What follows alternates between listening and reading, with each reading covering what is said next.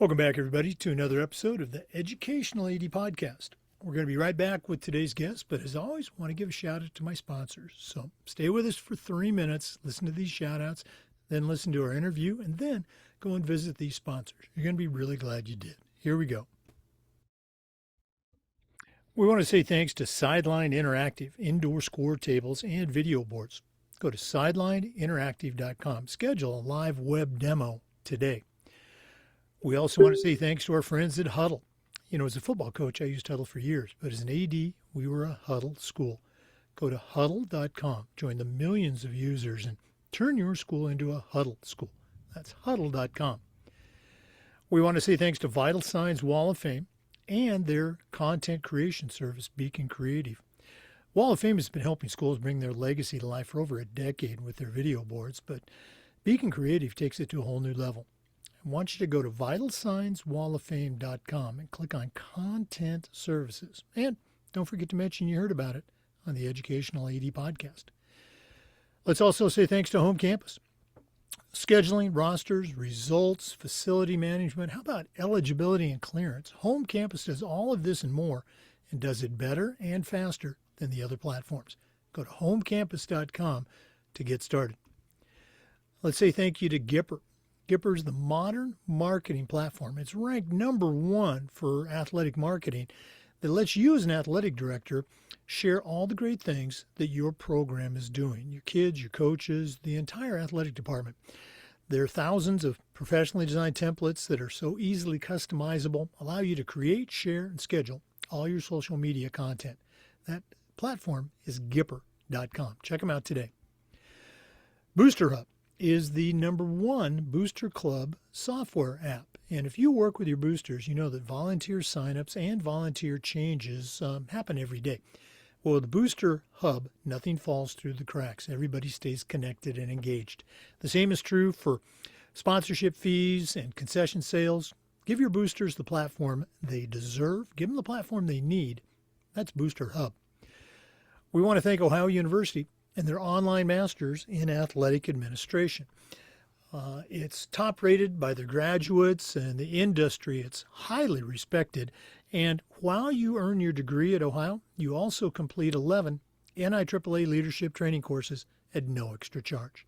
Check out Ohio University and their online masters in athletic administration. Speaking of #1, Hometown is still the #1 digital ticketing provider for schools and colleges. In addition, they've got fee-free fundraising through School Funder and a lot of other solutions that are going to help you as an athletic director.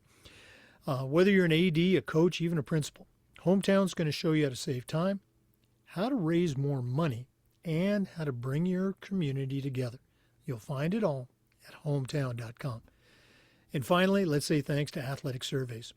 If you're not using a survey to take the pulse of your student athletes, your coaches, even your parents, you're missing out on a great opportunity. Go to athleticsurveys.com. They're going to create a custom survey that connects you with everybody in your program. It's Athletic Surveys. And don't forget, tell all of our sponsors you heard about it on the Educational AD Podcast. Turn on. Hey, welcome back, everybody, to another episode of the Educational AD Podcast. We're going out to, it is my favorite state, my home state, the great state of Oregon, and we're going to be visiting today with Angela Davis. Angela is the Director of Athletics for Corbett High School. If you're not familiar with Oregon, it's, 45 minutes out of Portland. It's on the Columbia Gorge, oversits just a gorgeous view and everything. We always make a point to drive through Corbett every time we come back to Oregon. Maybe we'll connect this time. But Angela Davis, welcome to the Educational AD Podcast. Thank you, Jake. Happy to be here. Well, for our listeners, we're recording this on July 16th, so it's going to be very timely as you listen to this interview. Angela, we always like to let our listeners have a chance to get to know our guests. So give us your quick bio. Let's focus on the growing up part first. Where were you born? Where'd you go to high school? Maybe take us through your college days, and then we'll take a break. But what's the Angela Davis origin story? Well, I was born in Washington. I was actually adopted. So my parents lived here and adopted me when I was just 2 days old. So I became an Oregonian immediately. And since then, I lived really close to Centennial High School. That was the district where I grew up, right between Gresham and Portland, in a family that was super supportive and at every game and everything that I wanted to do, they tried to make it happen for me. So I went to school at Centennial High School. I played volleyball and basketball and club volleyball and ended up our high school team ended up doing really well. At my senior year, we made it to the state championship game and ended up being runner up, but I had a good run and I ended up actually being recruited at that match by Boise State and ended up getting a full ride to play volleyball and as a setter for Boise State. So that's where I went to college and played. Played for a few years before my knees didn't want me to do it anymore. And then I didn't quite have my priorities straight. School wasn't quite at the top of the list. Volleyball was, and I wasn't playing volleyball, and it was hard for me to stay focused in what I was doing at the time. I had met who would be my husband now, and we got married, started a family. I was home with the kids, 4 kids. Was taking classes here and there. After the first 2, I thought that we might be done adding to our family. And so I'd gone back to get my teaching license. And then we were surprised a little bit with number 3. And then we decided to have another. And so I was back to being at home. What I did all those years I was home, though, is I still coach. So I've been coaching for 30 years. This will be my 30th season that I'm about to start here. And I always said that was my pampered chef. I had friends that were also home with their kids and had their thing that they did on the side. And coaching was the thing that got me out of the house. And I've always loved it. Always loved being around sports and always loved coaching. So I felt really blessed to be able to do that while I was in those years of being home with my kids. So then once the youngest was old enough and in school, then I went back and finished my bachelor's at Concordia, got my teaching license, immediately got my master's in curriculum, and have been at Corbett now. This will be I'm starting my 8th year at Corbett, and it will be my 5th year as athletic director. I was an English teacher in the 3 short years before I became athletic director. I've actually taught 6th through 12th grade. I have taught AP seminar, and in our middle school is all subjects. So what I did in those few years as an educator was a large variety of things. So now I'm an athletic director and loving it, loving all the things that come with that. I want to take a deeper dive into that, that early part of your career in our next segment, but let's go all the way back to, growing up. Again, for our listeners, they hear me talk about Oregon all the time, so I know exactly where Centennial High School is. My mom actually lived over there in that area for years.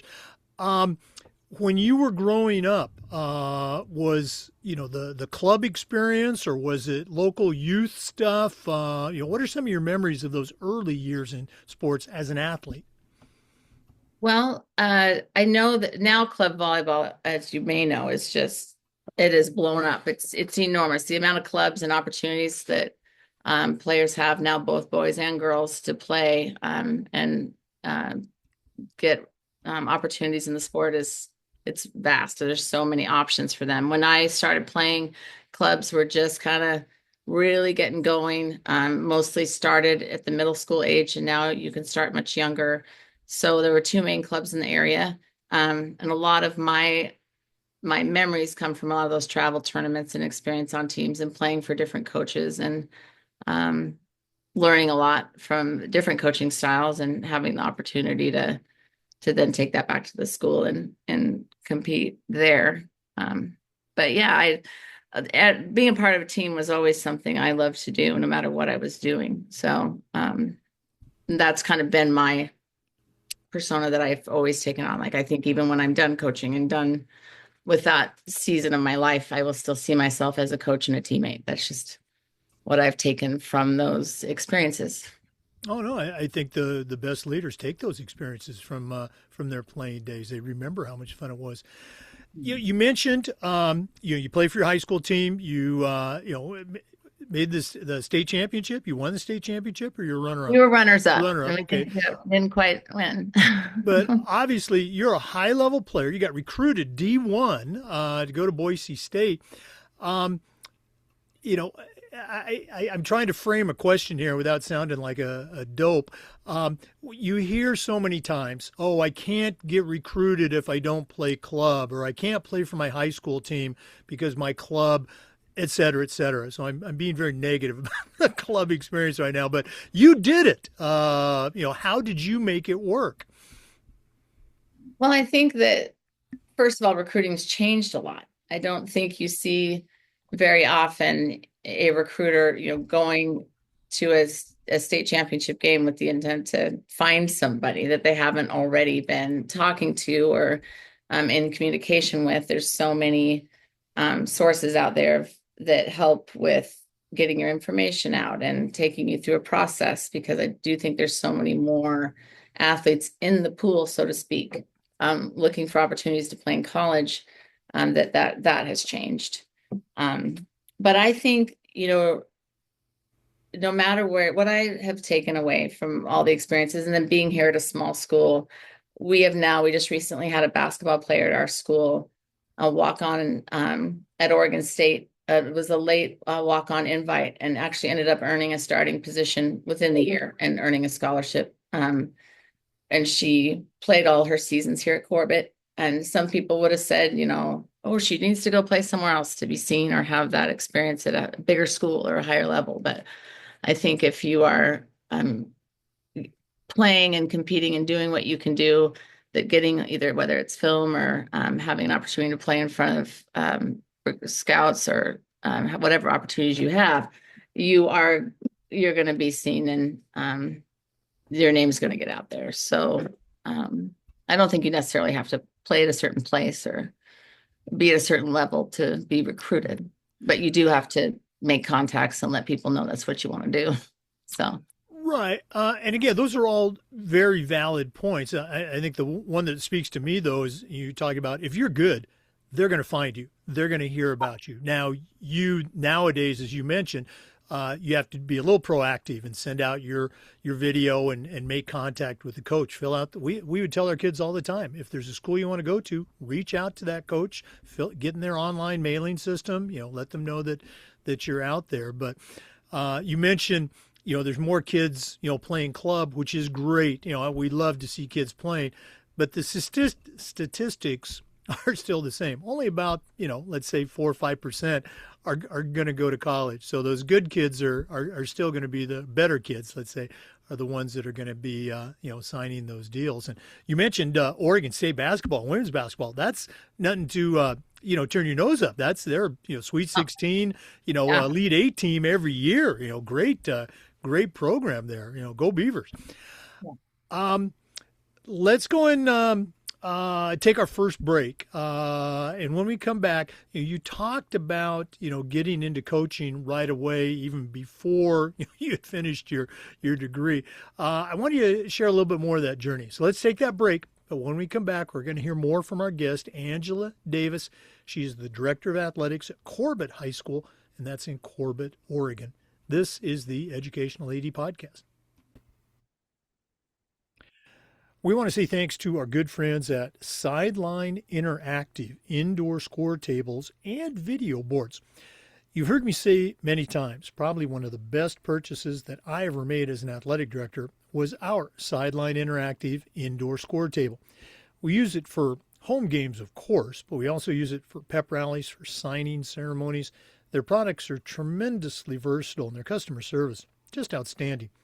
Go to sidelineinteractive.com. Schedule a live web demo and see all their great products in action. That's sidelineinteractive.com. We also want to say thank you to Huddle. As a football coach, I used Huddle for years, but when I became an athletic director, I made sure that our school was a Huddle school. And our coaches, I'm telling you, all of our coaches just loved the tools that Huddle provided. Our student athletes loved the videos, and our parents loved the streaming, but there's a whole lot more. Go to huddle.com, join the millions of users, and turn your school into a Huddle school. That's huddle.com. And don't forget to mention you heard about it on the Educational AD podcast. Yeah, so my experience with Huddle at Corbett is that it has raised the bar for what each program can do, is we have a variety of coaches with a variety of coaching experience. And so what Huddle does is it elevates your opportunities and the way that you can maximize your practice planning, your goal setting, and the things that you want to do with your program because you have that feedback that you get from the stats, the filming that you don't have to necessarily think about depending on what sport you have and what you have to do with your recorders and cameras. But it's just been a great tool to get coaches plugged in. I love how Huddle will connect directly with my coaches so that I don't have to be someone that's educating them on it. I can put them in direct connection and they can learn how to use all the different tools that Huddle offers for each sport because I know volleyball, Huddle for volleyball really well, for example, but the different sports are different in how they function with Huddle. So it's nice to have those professionals at Huddle reaching out to my coaches, making sure that they're using all the things at their disposal and really stretching them. It helps stretch them as coaches in a way that adds to what I'm able to offer. So I really do enjoy using Huddle here at Corbett. Wow, thanks for sharing that. We're going to have to get you on one of our Tech Tuesdays with your Huddle rep to talk all about Huddle. Very cool stuff. Let's jump back into our interview. Our guest today is Angela Davis. She is the Director of Athletics, longtime coach at Corbett High School, and that's in Corbett, Oregon. Angela, you mentioned earlier you've been coaching for 30 years. Guys, you look like you're 22 years old.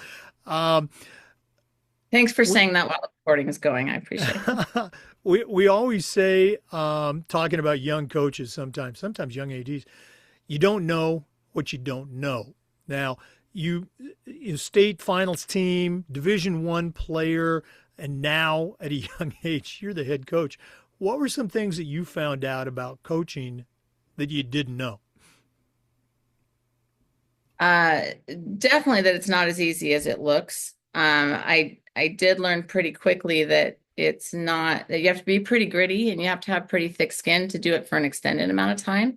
And now as an AD, I see that from this side of the desk as well as you can know the game really well. You can be a good coach, but if you don't have the tools to be able to handle difficult situations or the tools to be able to handle the fact that you will not make everyone on your team happy and or their parents, then it's a hard gig to keep doing. So you have to be able to be really confident in who you are as a coach, be willing to continually learn and be a student of the game and the profession. And if you can't do that, you're probably not going to be able to do it very long. Now, when you were first starting out, I can't remember, was this at club or was this working through the school system? What kind of teams were you coaching during those early years? Yeah, I actually had the experience of doing both. I would do both, and it really took me almost year round. There would be a couple months in the summer there where I wasn't directly coaching, but I would typically coach in the fall early on. I was an assistant varsity coach and a JV coach at times until I became a head coach. And that, and then it would go right from that season into club season. There was very little break between fall season and club season. Club volleyball, I've coached all age groups from 12 and under, which is typically your fifth and sixth graders, up to the oldest girls, which is that 18U group of mostly juniors and seniors. So I've had the opportunity to coach all ages before I became a head coach, and I also think that made me a better coach. Now, I'm curious, where was your first head coaching job? What school were you at? Here at Corbett. Okay. Yeah, I've been here for a long time. And when I first came here, I came here as an assistant coach, JV coach. So I was here when there was a coaching turnover and applied for the position at that time to be head coach. So what was nice about being I enjoy the role of assistant coach to a coach that I align myself with and agree with what they're doing and their philosophy. And because sometimes being an assistant coach if you have other things going on in your life, which at the time my kids were little, it does take some things off your plate because you don't have those big organizational jobs that a head coach has. You don't have to deal with the difficult parents. You get to really just focus on the coaching, the relationship with your team, and assisting the head coach, coming alongside them. And so I did enjoy those years. I learned a lot as an assistant coach and JV coach, and had the opportunity to work with some high level coaches during that time. So Oh yeah, it's always the non-coaching things that can add up when you become the head coach because as that JV coach or that assistant coach, you're doing drills, you're doing strategy. There might be some administrative duties, but yeah, it can be a real change. Um, Take us back to that first season as the head coach of the Corbett Cardinals. What are some of your memories of that season? it's funny. I remember it being a hard transition, but I remember also very much feeling ready. I had the experience to do it. I had, because of all the club coaching experience where I was the only coach of those teams, I had a great deal of experience dealing with parents and dealing with some of the things that I would have to now do as a head coach. Um, but I remember just still kind of wanting all the girls to like me, and having that transition between coming alongside them, as sometimes that is the role of the assistant coach, is they're a little closer to that inner circle on the team than the head coach is. So, slowly figuring out how to create a little distance there, um, and being able to guide the team and how to come together and coach the captains to be leaders. That was something I really quickly wanted to learn and become better at, is really figuring out how to get the team to function as a tight group, and how to have my leaders be kids I could count on in my absence if I was coming late to the gym or I was finishing up class or whatever that was.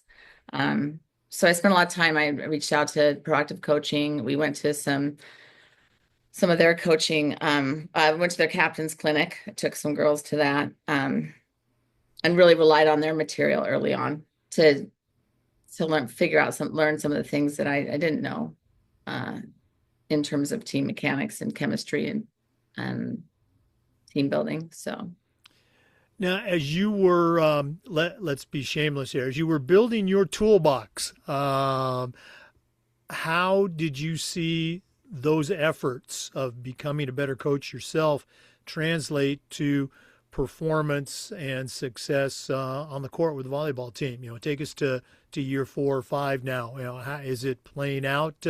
Are you happy with the results? yeah, I am really happy with the results. I've never stopped watching high level programs at all, starting with college level programs, but also, fellow high school programs and coaches that I respect, and, watching what they do and how they do it, and continually looking at my systems and how, from everything on how we train in the off season to how we warm up before a game to what we're doing on offense, defense, and little things do keep changing in the game. And I think that what I've taken from all of it is just this constant ongoing reflection and evaluation to make sure that we're as efficient as possible as a team, but also taking into account the changes with not only the sport, but the girls. The girls we're coaching are different girls than they were when I started, and they have different things going on in their lives. And so it's making sure that you're constantly adapting and growing. Now, you made me think of something. Are you familiar with, do you know Missy Smith? She's with the Yeah, OSAA. Okay. She's a very well. friend of the show. She's been on the podcast a number of times. She has her, gosh, what's it called? The Playmaker Summit Yeah. every year. Have you ever attended that? I did. I attended, I think it was her first one. Um, and I brought my assistant coach at the time, who's a man, and he's actually a lieutenant for the Gresham Police Department, but he was also my assistant coach. His girls were coming up through the program. I think he was the only man at the summit. Um, but he appreciated, being able to see and learn. He was constantly wanting to learn too, how to reach the girls and how to understand the girls in our program and how to really get the most out of them. As girls can be, well, they are so critical of themselves. And I think the Playmaker Summit is a way to get them outside of their, the off the court and outside of their team and with other athletes that do the same things they do, but really talking about the things on a deeper level of not only why they do what they do, but how they can inspire the people around them to be the best versions of themselves. And as we all know, that goes from our sports into life. That's what we all hope to do in this world. So. Yeah. I didn't mean to get sidetracked there, but I'm glad that you have Yeah. attended. And again, for our listeners, Google Missy Smith Playmaker Summit, especially if you coach girls or women. Great Yeah, that's experience. no cost for coaches and players to attend. I mean, if I had kids out of what we've done now is I always invite my female athletes to go. And then I really like to take who can go. We didn't attend this year, and I would really like to take a group next year. So I want to plan a little earlier so they get that date on their calendar. But yeah, there's no cost, and it's a full day of she packs it with great speakers. Mhm. Um, and activities and sessions where they can work on and talk about different things. And so it really is a valuable experience. I would bring a team out of state to come to it. So I think anyone that's listening that's within a driving distance that would want to make even a weekend out of it, maybe spend the night, it's worth it. Oh yeah, Portland. In the spring and summer, there's nothing better. Right? Let's go and take another quick break, but we are going to come back with more from our guest, Angela Davis. She is the director of athletics at Corbett High School in Corbett, Oregon. Let's take that break. We're coming back. This is the Educational AD Podcast. We'd like to say thank you to Vital Signs Wall of Fame for their support of the podcast. Wall of Fame has been helping schools bring their legacy to life for over a decade with their video boards and their technology, but their new content creation service, Beacon Creative, takes it to a whole new level. They're going to take your school's history, your stories about your coaches, your kids, and their talented team of writers, going to come up with some compelling narratives that you can then post on your school's social media channel, maybe even on a Wall of Fame video board. Go to vitalsignswalloffame.com. Click on Content Services for more information. That's Vital Signs Wall of Fame. Let's also say thank you to Home Campus. Home Campus is a platform that you're going to use every single day, scheduling, rosters, results, communication with your coaches, your parents, your state association, facility management. They do all of these things and more. Did I mention athletic clearance and eligibility? That one is a game changer. They do all of these better and faster than the other platforms. Go to homecampus.com to get started. That's it, homecampus.com. We'd also like to say thank you to Gipper. Gipper is the modern marketing platform that lets you showcase all the great things that your student athletes and your coaches are doing. Gipper's used and trusted by over 20,000 high school and college programs. It's rated #1 for athletic marketing. One of the reasons is thousands of professionally designed templates that you can then customize using your colors, your logos, your branding to create, share, and schedule all your social media content on one simple platform. And that platform is Gipper. Go to Gipper.com to get started. And guess what? Make sure you tell them you heard about it on the Educational AD Podcast. Welcome back, everybody, to the Educational AD Podcast. Angela, you've shared with our listeners kind of your journey as an athlete, as a coach, raising your kids, but now you're the athletic director at Corbett High School. How did that all happen? How'd you, as I like to say, how'd you come over to the other side of the desk? Well, I was teaching English at the time. We were just coming out of COVID. That was the first year, actually not coming out of it. Sorry, it was 2020 when I took over, but they reached out to me. My high school principal reached out to me that spring of 2020, and our athletic director was retiring. I knew he was retiring, and I just never, I hadn't even thought about that role for me. And I'm not sure why, because I would have always loved the thought of or the idea of doing it, and I just didn't know much about it, or I guess if I had all the qualifications to apply for the job. But she came to me and asked me to apply. She said that she thought that I would be great.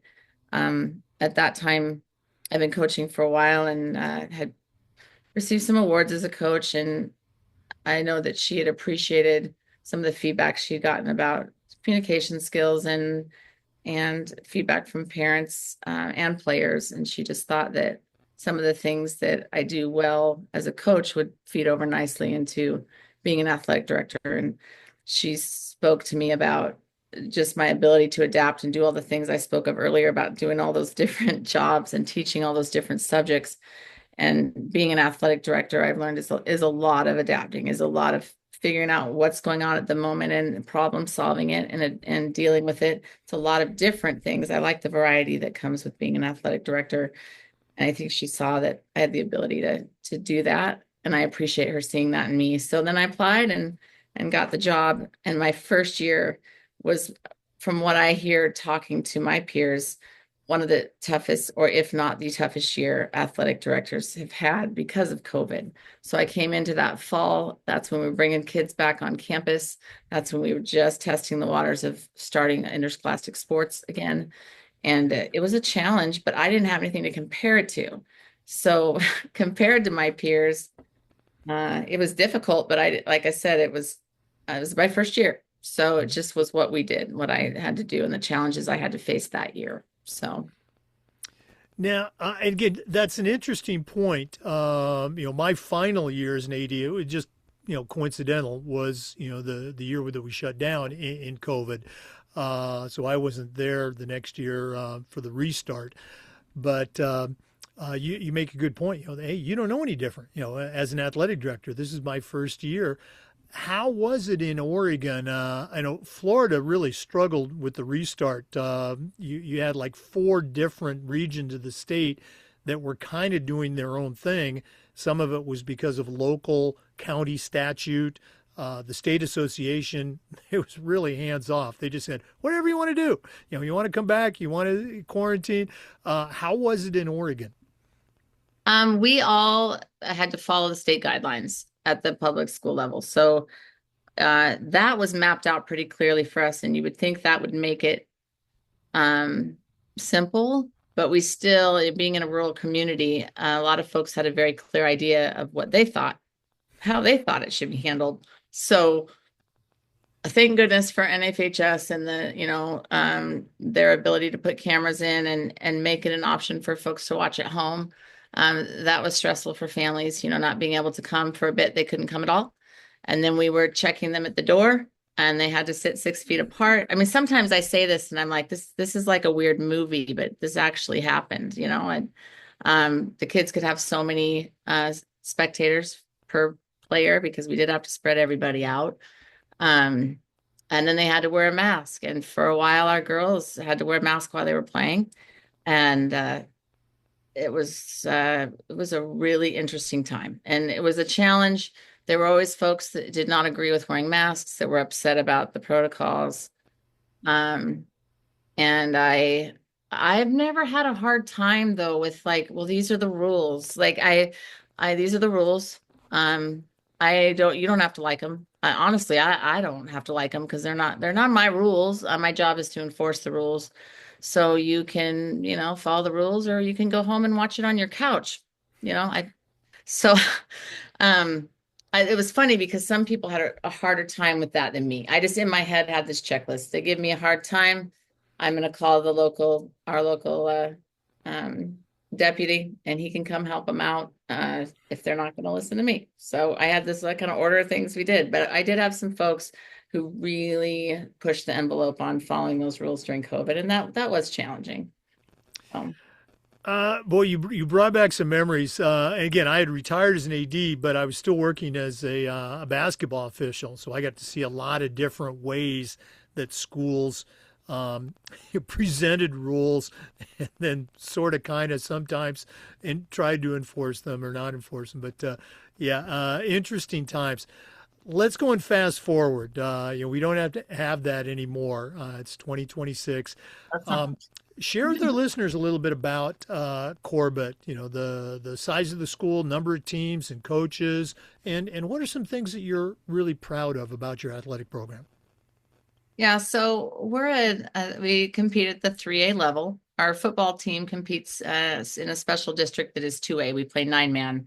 We've been really working on building our numbers so that they could move back up to 3A competition. But yeah, we're all our district. We're a K-12 district. We have a CAPS school that is K through 8 that is in Springdale, but in our campus. We have a middle school building that is 7th and 8th grade. And then we have a K-6 grade school on this campus where our high school is.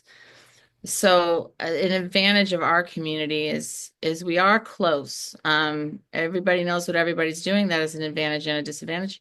Everybody's usually connected in some way, whether that through friendship or family. And we have coaches that are continually getting better at. It's something that's important to me when I bring on a new coach, of reaching down into our youth programs and building a connection with what we do there, with not only the people, but how we're teaching the fundamentals of each sport and how that is going to create a smoother transition into our high school sports and hopefully keep kids in our district. One problem we have is, we talked about it earlier with our player that ended up at Oregon State, Ali Schimmel. Like we do sometimes, the players that think they need to go to a bigger school to be seen or recruited or to play at a higher level, or sometimes they just want the opportunities educationally, elective options that you have at a bigger school that we can't offer here because we're smaller. But my goal as athletic director is to keep the kids in our district, to be able to have them come up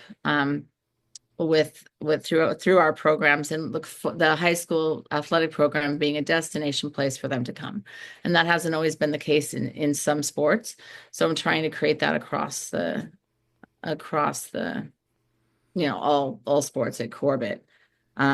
So I've got a good team of coaches. We have more coaches that are teachers than we ever have. I really like having coaches that are on campus when possible, because there's a greater connection with our athletes. When I came on, we were mostly out of coaches coming off campus or coming from work and not teaching in the school. And it's just a little bit more difficult to both connect with them as an AD and with their schedules, and then also for them to be available to their athletes and families. So trying to connect to the school and the teachers and the academic portion of the student athlete experience is so much easier when you have coaches that are working in the district. Yeah, that's one of my favorite questions to ask is, kind of the percentage of on-campus coaches versus off-campus. Thanks for sharing that. Let's go and shift into professional development. I think that's something that athletic directors love to do for the coaches, but a lot of times they don't get a chance to, either because of budget restrictions or time or resources. What are some things that you have done as the AD in the area of professional development for your coaches at Corbett? Well, first of all, when I took the job, it's the thing I was most looking forward to is mentoring coaches, working with coaches. They're my favorite people. I mean, I love working with fellow coaches, and that didn't change immediately because of COVID and because I'm a one-person athletic department here. The job has so many different tasks associated with it that the time to spend a lot of time mentoring coaches and doing the things that I thought I would be able to do was very limited. I've gotten better at putting systems in place, so it's starting to free up more time for me to be able to do that. And just last year, I started because of a friend of mine. I don't know if you've had her on. I think you have Shelley Moore at Newport Oh, yeah. High School. Mm-hmm. Yeah, she started her year with a coaches symposium, and I sat down and talked with her and decided to do one here, and had the commission, the OACA, the head of the OACA come and talk about um, some different things that he wanted to focus on with coaches, just an opportunity for him to speak, and as a professional development opportunity, and then also had the OAOA come and talk about how coaches can better relate with officials, and how they can teach their athletes and families to behave appropriately at games, whether they agree or disagree with the officiating. So she had some nice things to give, and gave them a gift, and talked about the things they needed to know from business office standpoint, and then also what our expectations are, but in a way that I want us to feel like a team. I want the coaches to feel like a team, and that we're on the same page with what we're doing here. We share similar philosophy and understanding of interscholastic sports. The coaches that come off campus have been the more difficult ones to really understand what we're trying to do Right. with student athletes. And I don't mean that really in a negative way. They haven't been educators, and they haven't taken the classes we've taken, and know the things we know about what is required of these kids to graduate, and what those expectations are, and why we put that first, and how we put that first. So it gives me an opportunity to bring everyone together and to talk about that. And I loved that. I intend to do that every year now. So I got a lot of feedback after that. What's funny is you ask about professional development. I wasn't even thinking about it as professional development. In my head, I was thinking we're just having this, kickoff grand coaches meeting, where I've invited guests. That's how I was thinking about it in my head. But obviously it's professional development, but I didn't think about it until one of them said, that was so cool. I learned so much. And then I realized I'm someone who's always sought out professional development, and I soak it up and love it. And just realizing that they don't have that opportunity very often because of their schedules, or because they don't know what's out there, it made me realize that I need to give them those opportunities more often, and that they really do appreciate them and learn from them. So it was cool. Oh, no, absolutely. Okay. And thanks for sharing how you do that. We're going to do this at the end of the show, but I want to do it now. If one of our listeners wants to reach out and pick your brain a little bit more, what's the best way that our listeners can connect with Angela Davis? Through email. My school email is adavis@corbett.k12.or.us. So emailing me would be a great way to go. And I'd love to hear from anyone that wants to talk about this, what I do, what I love, and even how we can do it better. That'd be awesome. And for our NIAAA members, Angela's also, her information's in the NIAAA membership portal. Let's go and take another break. As I always say, I know that's shocking to our regular listeners, but we are going to come back with more with our guest, Angela Davis. This is the Educational AD Podcast. We want to say thanks to our good friends at Booster Hub, which is the #1 Booster Club software app. If you work with your boosters, you know that volunteer signups, volunteer changes just come with the territory. Well, at Booster Hub, nothing falls through the cracks. Everybody stays connected and engaged. Same thing is true with sponsorship fees and concession sales. Booster Hub does it all. Give your boosters the platform they need. Give them the platform they deserve. And that platform is Booster Hub. Go to boosterhub.com to get started. We also want to thank our good friends at Ohio University and their online masters in athletic administration. Speaking of #1, the Ohio University program is consistently ranked at the top of college online administration programs. Their students rave about the curriculum and the instructors, the cohort experience, and also that while they're earning their degree, they also complete 11 NIAAA leadership training courses at no extra charge. Check out Ohio University and their online masters in athletic administration. And continuing our theme of #1, let's say thanks to Hometown. Hometown continues to be the #1 provider of digital ticketing for high school and college programs. The list of their solutions goes on and on. It includes fee-free fundraising through School Funder, athletic website construction, and a whole lot more. Whether you're an athletic director, a head coach, even a principal, Hometown is going to show you how to save time. They're going to show you how to raise more money, and they're going to show you how to bring your entire community together You'll find it all at hometown.com. And guess what? Don't forget to tell them you heard about it on the Educational AD Podcast. Welcome back, everybody, to the Educational AD Podcast. Angela, you're a certified athletic administrator, a CAA. Now, that doesn't happen by accident. Can you share with our listeners, your journey, not just with NIAAA and the LTI courses, but with your own state association, the OADA? How'd you get involved, and what are some experiences you can share? Yeah, my situation, I believe, is unique because I went from a long-term Oregon coach who I knew a lot of people. I knew a lot of people that were also athletic directors because some of those athletic directors were coaches that I had built relationships with over the years. And I had already built relationships with some officials and people that I knew. And so I came into the profession having some great contacts and some great resources of people I could rely on and that knew me. So when there was an opportunity with the OADA at my classification level, we had some district changes and some redistricting happen in the state. And so there was the 3A classification rep position came open midterm. So it wasn't a voting time.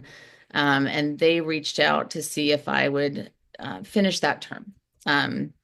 And then possibly if I chose to continue and run, I could at that time. So I had the opportunity as a second year AD to be a 3A classification rep, and definitely would have argued at the time. And I think I did. I joked about it. Like I really had no business being in charge. I still had the training wheels on. I still was trying to figure this job out, and didn't necessarily feel like someone that could be giving anyone advice. So it was a little intimidating at first. I really loved that they reached out to me and felt like I was someone that could do it. I definitely learned as I go. I do pride myself in my ability to learn while doing quickly. I'm a pretty quick study. And that's what I had to do. I made connections. I mean, some of the greatest people in Oregon and in this profession work for the OADA or work as part of the OADA. And I have loved getting to know them, and building those relationships exponentially increased my ability to grow quickly in my ability to do the job, in my contacts, and knowing what questions to ask and who to ask them of. But I was a 3A classification rep for that term. I reran and for 3 more years was a classification rep. And then just now, they just elected a new classification rep. I decided not to rerun at the OADA conference in April. So I will probably continue as a league rep. So I'll still be able to get to see them when we get together as a state, when the league reps come together for the OADA. But it really is a great organization that's really trying to increase resources for athletic directors and continue to prove upon what we do in Oregon. Athletic directors are typically competitive. We usually are. We come from being coaches, and we all love sport. And so I think in the state of in the instance of the OADA, we want Oregon to be the best state. We want to be doing it the best ways, figuring out ways to do it the best. And Tim Sam is great at recruiting people to start training and to get involved in the classes and become certified as CAA. And I just did that at this last conference. I took the exam to do so. I went to the national conference my first year as athletic director. I always call it my freshman year because that's how I think of everything. But I think of being an athletic director is making a team, and that freshman year was rough. But I just threw myself into it. I went to the national conference. Everything felt like almost everything was over my head, but I took it as a training opportunity. I loved all the motivational speaking, the keynote and the speech that sent us home, and all of the things that get you all riled up to go back and do something new and great. I did take weird courses at the beginning because I didn't know what I was doing. So I took some 700 level courses. I was all over the board. And so I did get back, and Tim helped me dial in with what I needed to do for my CAA. now, because I took so many courses at the beginning that didn't directly apply to my CAA, I actually have almost everything I need to get my CMAA, which I intend to get, and figure out what project I'm going to do here at Corbett. So I'm excited about that. And I love the opportunities that Oregon gives, and how open and friendly, and just the OADA just genuinely wants to make our athletic directors better and feel more supported in such a high turnover profession. So it's been Boy, a pleasure to be part of that way. again, thanks for sharing that journey, because I think it's important for particularly our younger ADs or newer ADs to hear about, the steps in a professional career. I obviously I'm from Oregon, started my teaching coaching career there. I never got to be an AD in Oregon. So when I came back a couple years ago to be the keynote for the OADA conference, I was really, I'll say it, I was blown away with not that I was surprised, but I was just so impressed with the level of organization, the different ways that each state does things differently. I do that quite a bit now, but Oregon, the OADA just did a wonderful job for its members and for me as a guest. So it's so good to hear that it's appreciated by the athletic directors in Oregon. I'm going to put you on the spot. I wouldn't be doing my job as a longtime member of the certification committee, if I didn't ask, what are you thinking your CMAA project might be, or do you have it already mapped out? I've been kicking around a few different ideas. I really would like to, no, a couple different directions. One specifically with a little more on the coaching side of training. And then one more, well, I guess it kind of both is. I really would like to completely revamp our coach's handbook. I like it to not only be, expectations and a guide to fall back upon when they're looking for what is required of them in their role, but also just full of opportunities for them to grow as coaches. I would like there to be a more extensive shared drive for our coaches with material for them. I have books here, but that in today's world, it's a little harder for them to all to get a handle on that and check them out and read them. And so a place where they can go and get resources to use for their teams, and then be able to use those resources to guide our conversations and have better reviews with them, give better feedback, and have a better system in place for that. Really think through what I would want as a coach, and then implement something that I can be consistent with and they can rely upon as coaches would be ideal. So I'm leaning that way, down the road of coaches, both expectations and then development. I like either one. Again, the handbook, the coach's handbook, student handbook, those are frequent projects that are submitted. And, both for you, Angela, and for our listeners, I guarantee you're already doing something at your school. Maybe it's with coaches or students or parents or facilities. You're already doing something that would make a great CMA project. You don't have to invent, something that, in your eyes is super spectacular. What you're doing right now is super spectacular. Every single state has a certification coordinator. Make sure you reach out to them, touch base. I still do this all the time, and there's no charge for it, helping people with their CMA project. So after you talk to your state coordinator, if you want some more information, please shoot me an email. I'd be more than happy to help you along the way. Angela, this has just been so cool. We actually spoke, a few weeks ago, but it was great to reconnect and re-record. But we're not done yet. We always wrap up with the athletic director's toolbox. Now, you certainly know your way around the world of athletics, but we're going to take our final break, hear from Athletic Surveys, who sponsor this segment. When we come back, I'm going to challenge you to send out a brand new athletic director on their first job. But I'm only going to let you put 3 tools in the toolbox.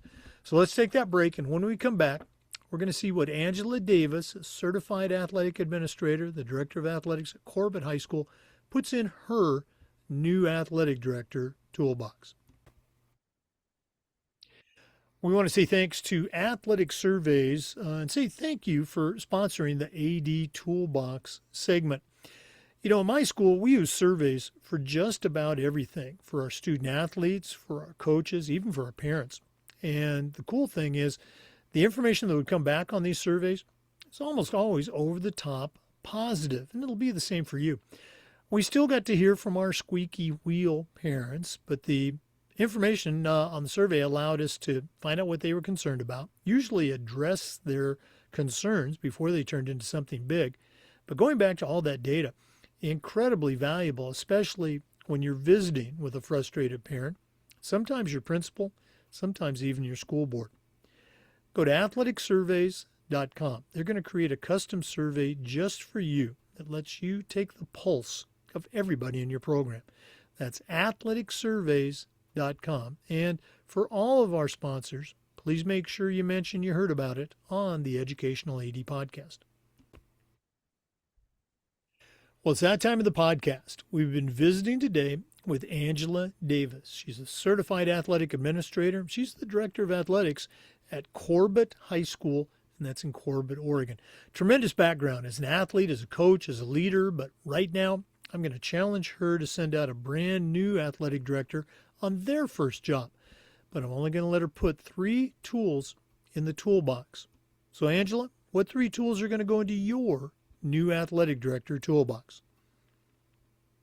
Well, I genuinely believe, as in most cases, that building relationships is at the core of what we do to be excellent in anything that we do, and to make the most of any opportunity. And so I think coming in as a new AD, building relationships with your coaches, your community, your peers. There's so many different connections in the web of what we do, is so important right out of the gate. We talked a lot about those today in terms of like the OADA, those connections, and my fellow athletic directors, my coaches, my community, my parents, my parents of the kids I coach. I'm still coaching volleyball. So all of those are these connections that are vital. And in making those connections, then as an athletic director, you need to move that one step further and teach your coaches how to make connections, so that